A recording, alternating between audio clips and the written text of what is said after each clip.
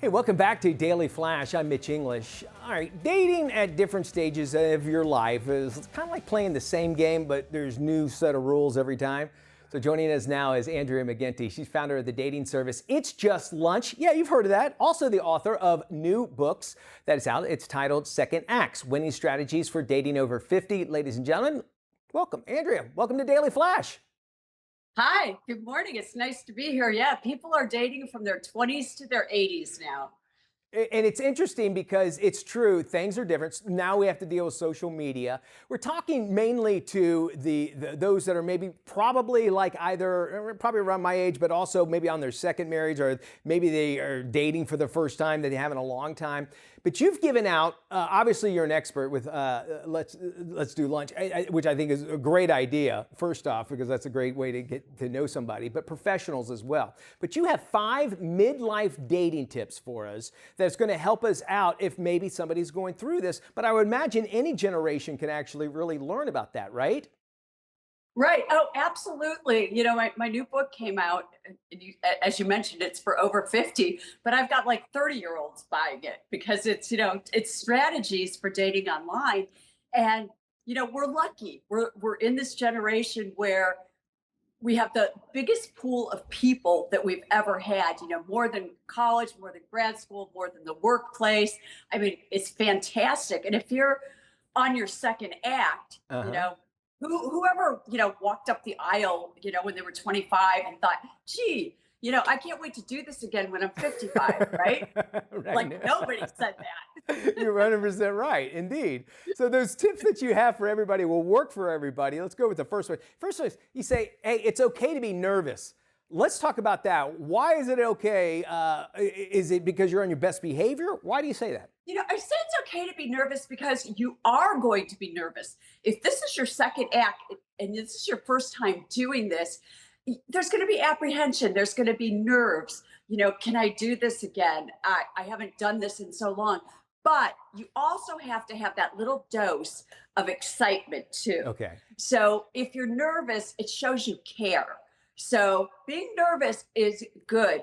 But what you've got to do is get out there on some practice dates, and that nervousness will go away so fast. Yeah, because I would imagine if you concentrate too much on quality at the beginning and maybe not quantity, because quantity is going to teach you how you're supposed to act and that sort of thing. Is that what you're kind of getting at? Is just go ahead and just do it just for the sake of doing it so that you can get better at doing it?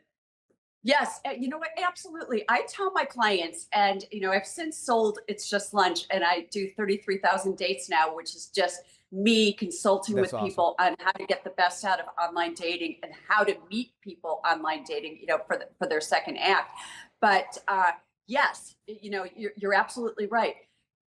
Your first couple of days, it's probably not going to be her or him. But what it's going to do, it's going to give you a lot of self-confidence Okay. that, wow, I've still got it. I can still talk. People are still interested in me. Yeah, and I love, and if, for you to be able to get that self-confidence does so much more in other aspects of your life. So I can totally appreciate that. Your next tip is go shopping. Explain. Oh, there's nothing better than retail therapy. And I'll spell this out for men first. Okay. Okay. You can't be 50 or 60 and going out on a date and looking like your grandpa. Okay. You need to go shopping, update that wardrobe. I don't mean, spend the bank, Right. but a couple of new shirts, a pair of cool shoes, a couple pairs of pants, just get a new look. Women, I say, hit that cosmetic counter.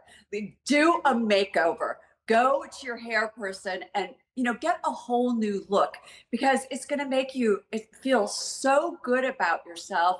And you know what? It's probably going to make you look younger too. I mean, that's not our goal to look younger, but we want to look good, right? Well, yes, 100%, because men are very visual, and obviously you could say it. You can talk to the most honest guy in the world, and he'll still say, "Oh, I didn't marry her because of looks." But it does involve there's some parts in that. Let's not lie or fool ourselves. Your next tip is to go on practice dates with like your cousin or who? Who are you supposed to go on practice dates with? No, you've got to go on real first dates Okay. with with strangers. Yes, strangers, people you don't know.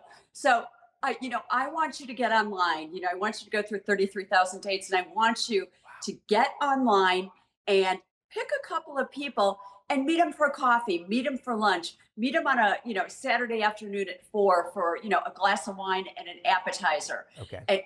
An hour. That's all it's going to take you. And you're going to start to get the feel. Plus, it's going to give you a lot of comfort that a whole stigma from 2000, where, oh gosh, everyone on online dating is a loser.